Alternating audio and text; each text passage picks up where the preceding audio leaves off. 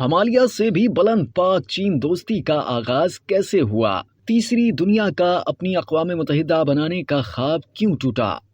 عوامی جمہوریہ چین 1949 میں ماؤ زیدونگ کی عظیم قیادت اور ان کے لانگ مارچ کے ثمرات کے نتیجے میں آزاد ہوا۔ 1949 میں چین کی آزادی کے ساتھ ہی پاکستان اور چین کے تعلقات بہتری کی طرف گامزن ہونا شروع ہو گئے، اور پھر جب پاکستان نے فوری طور پر جمہوریہ چین کی آزادی تسلیم کر لی تو اس وقت ہی سے دونوں ممالک میں دوستی کی ابتدا ہو گئی۔ ہمالیہ سے بھی بلند پاکستان اور چین کی دوستی کے سفر کا باقاعدہ آغاز اس وقت ہوا جب پاکستان نے چین کو تسلیم کرنے کے بعد 4 جنوری 1950 کو ایک اعلیٰ سطحی وفد چین کے دورے پر بھیجا، جس کے بعد دونوں ممالک میں 21 مئی 1951 سے باقاعدہ سفارتی تعلقات قائم ہو گئے، اور اس دن سے پاک چین تعلقات بھائی چارے، معاشی و معاشرتی تعاون کے ساتھ نہ صرف روز افزوں فروغ پانے لگے بلکہ ہر گزرتے دن کے ساتھ مضبوط سے مضبوط تر ہوتے چلے گئے۔ پاکستان اور چین میں دوستی کے سفر کے آغاز کا سہرا وزیر اعظم لیاقت علی خان کے سر ہے، جنہوں نے چین کی نوزائیدہ ریاست کے قیام کے بعد نہ صرف اسے تسلیم کیا بلکہ سفارتی تعلقات بھی استوار کیے۔ اکتوبر 1949 میں چین کی آزادی کے اعلان کے بعد سر جنگ کے دور میں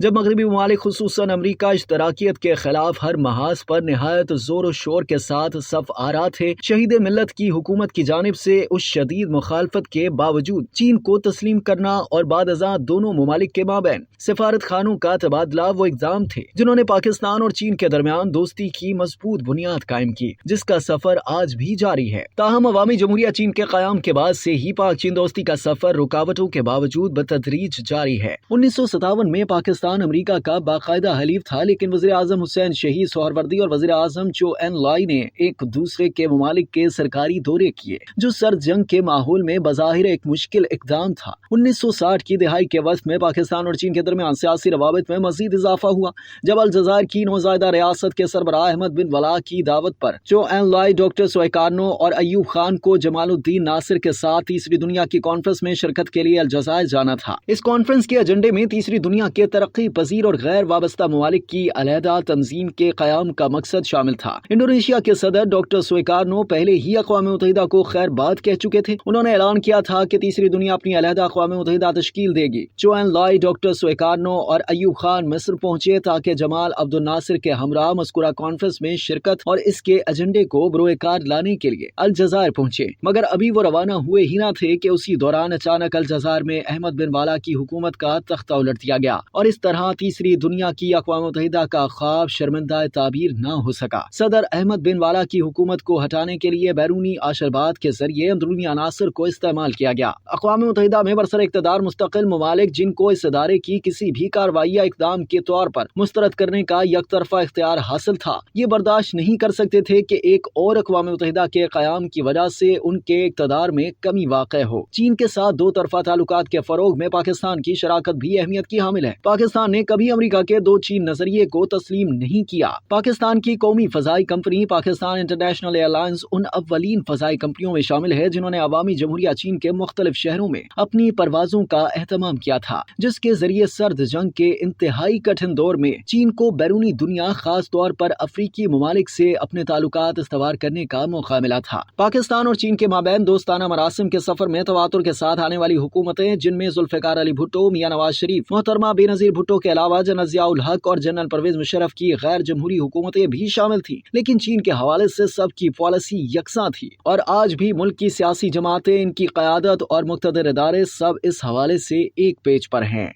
اب تک کے لیے اتنا ہی۔ مزید جاننے کے لیے سبسکرائب کیجیے ڈیلی جنگ یوٹیوب چینل اور لائک کیجیے ڈیلی جنگ فیس بک پیج۔